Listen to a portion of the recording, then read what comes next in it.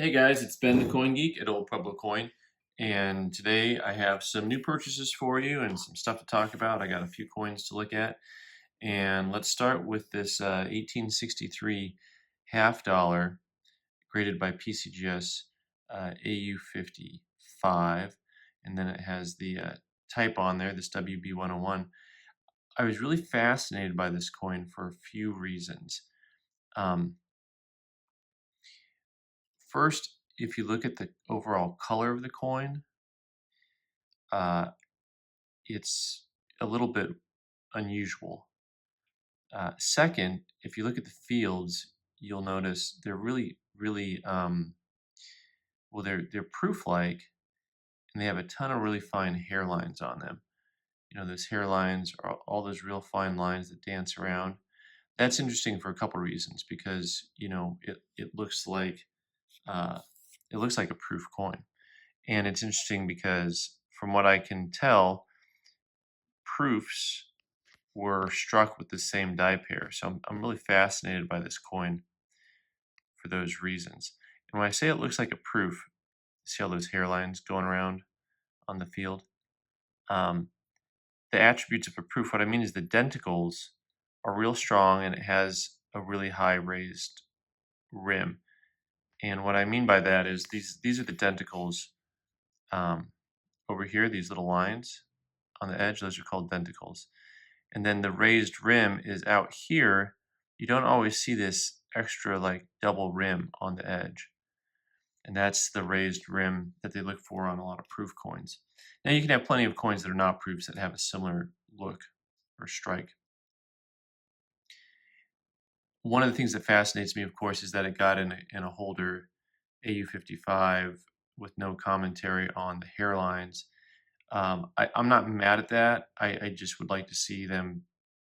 I'd like to see my coins when I go to get them certified and they have fine hairlines on them, that they would come back just normally graded, because the real fine hairlines on that can be from pocket wear.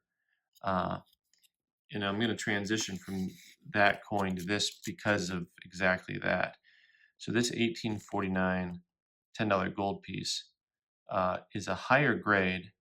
It's going to be a little bit harder to see because it's so bright and shiny. It has a lot of, well, brightness to it, a lot of hairlines to it. Um, and I would not attribute this to being cleaned. Generally speaking, for people who collect pre-Civil War gold, you'll know what I'm talking about when you say they come this way. You'll see them bright. You'll see them kind of scuffed up. They had a hard life. They went through the Civil War. So, I'll be intrigued because I'm thinking about sending this coin in to get certified. Because an AU50 I think is about $1,100.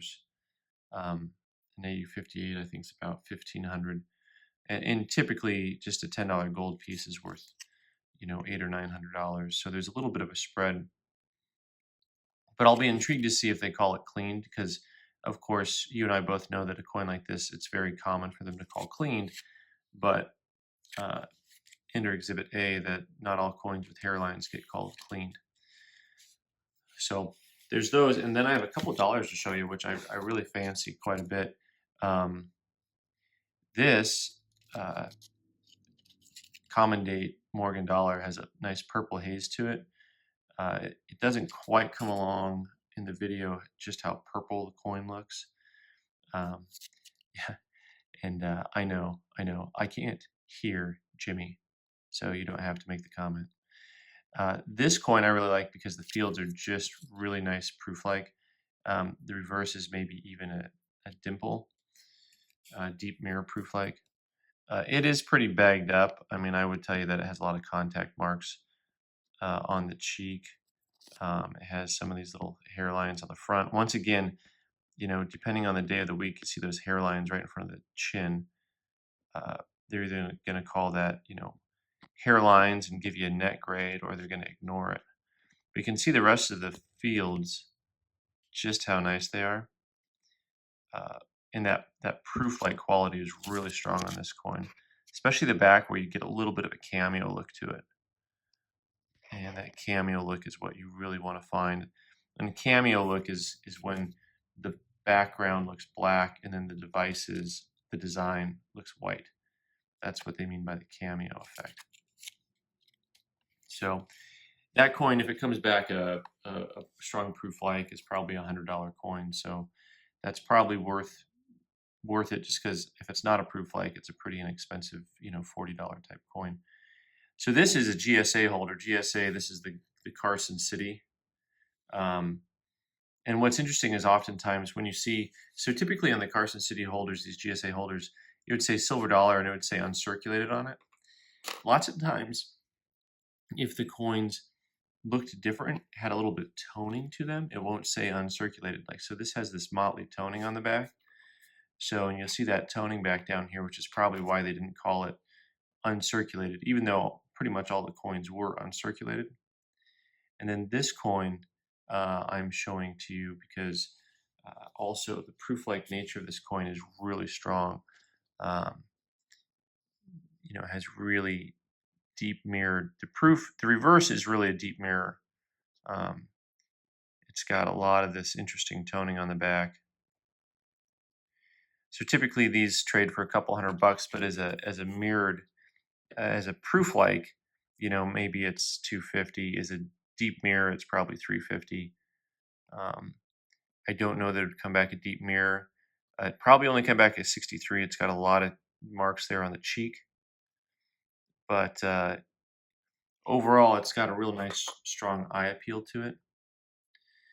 I don't know if I'm going to be able to show this really well, but you can kind of see just how much of a mirror there is if you look. If you can see the words in the coin, that's not really the best angle. It's kind of hard to get the right angle. You want to be able to see.